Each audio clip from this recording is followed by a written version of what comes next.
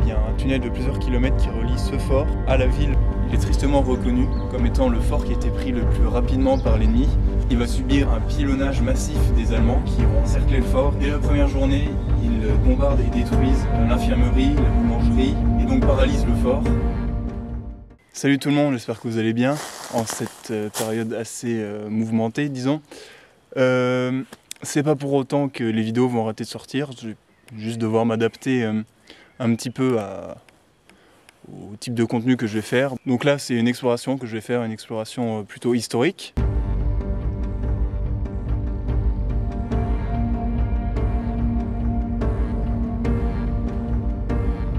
Bon allez, c'est parti pour le début de l'exploration.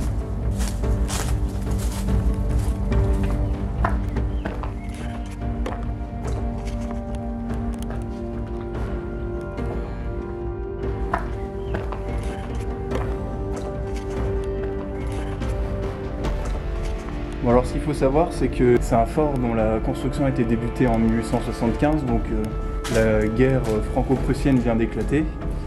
Et donc la France cherche à construire un rideau défensif avec une succession de forts, histoire de pouvoir faire face à l'ennemi si jamais il se présente.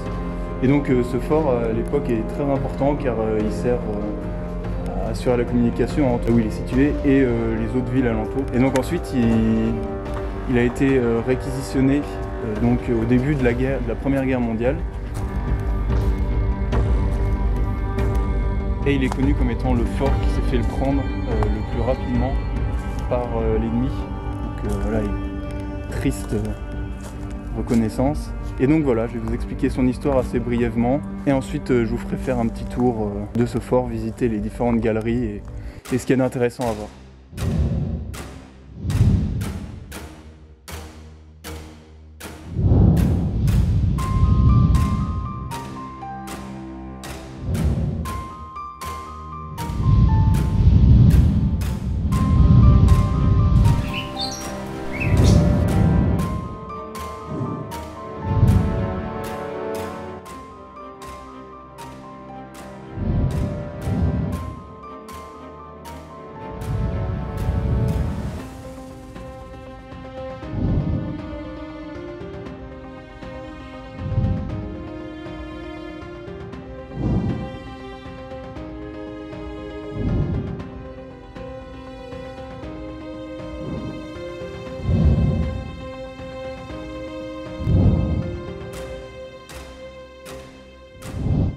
Donc voilà, comme je vous disais, ce fort à l'époque, c'est-à-dire en 1880 et des bourrettes, était très important car c'était un poste qui permettait de communiquer entre les principaux forts de la vallée de la Meuse.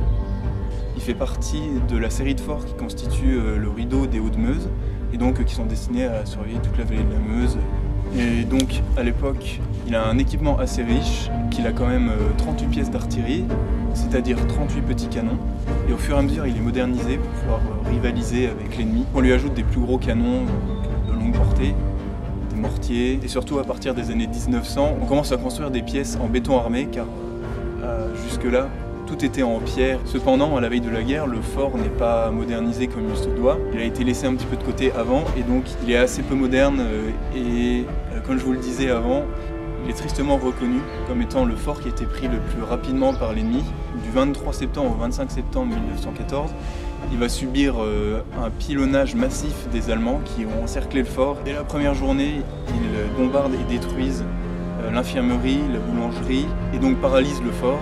Et au fur et à mesure, à l'aide de phrases très précises, les Allemands détruisent un à un les postes de défense, et très vite les soldats français sont obligés de se calfeutrer au sein du fort. Et dès le lendemain, le fort est complètement isolé de tous les autres car tous les moyens de communication sont détruits, et il est donc livré à lui-même. C'est à ce moment-là que les Allemands tentent une première percée, qui est repoussée par les soldats français qui réussissent à combattre l'ennemi cette fois-ci. Et s'ensuit une nouvelle pluie d'obus. Des dizaines d'obus étaient tirés à la minute et les Français ne pouvaient absolument plus riposter car ils n'avaient plus les moyens et n'avaient plus la force tout simplement. Et donc le lendemain, il est fait prisonnier. On dénombre près de 50 soldats tués lors de cette offensive et près de 150 blessés, sur un effectif total de 450. À la suite de cet assaut, les Allemands occupent le fort et en font un poste d'observation. Leur but initial était de percer le rideau des Hauts-de-Meuse afin de pouvoir encercler la ville de Verdun et donc faciliter son ravitaillement. Et donc du 25 septembre 1914 jusqu'à la fin de la guerre, il servira de poste d'observation pour les Allemands. Assez régulièrement, vous pouvez voir au plafond des conduits d'aération qui mènent à la surface. Et donc là, vous pouvez bien vous rendre compte de l'épaisseur du toit, qui est donc d'approximativement 3 voire 4 mètres à certains endroits, et bien plus à l'endroit où il y avait la poudrière évidemment.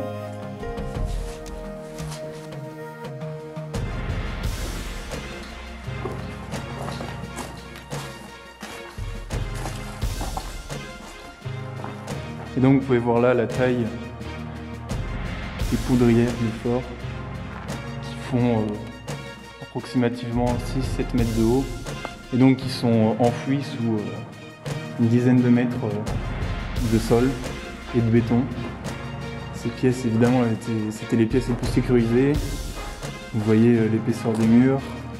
Il y avait un sas en cas d'explosion qui permettait de dissiper le souffle de l'explosion si jamais il y en avait une. Et donc là-haut il y avait l'entrée des véhicules. Aujourd'hui c'est complètement effondré donc ça sert à rien d'y aller. Et donc là vous pouvez voir le fossé qui entoure le fort.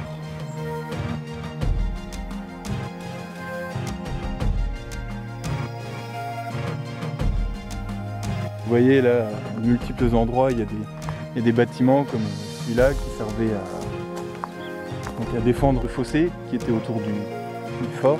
Et donc il y a une légende qui dit qu'il y a un tunnel de plusieurs kilomètres qui relie ce fort, peut-être pas directement, on ne sait pas, on l'a jamais trouvé, à la ville en passant sous la colline. Donc on a essayé de le chercher des dizaines de fois avec des amis, mais on n'a jamais trouvé. Donc voilà. Si vous avez plus d'informations, n'hésitez pas à me contacter à ce sujet-là. Ça m'intéresserait grandement de savoir un petit peu plus sur ce lieu.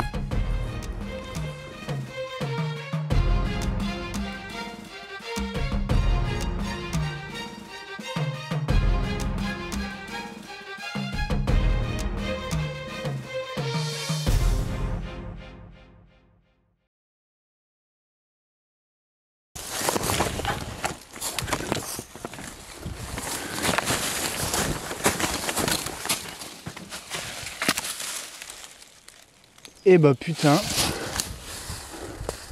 bah voilà, le passage est dégagé maintenant. Heureusement que j'étais là quand même.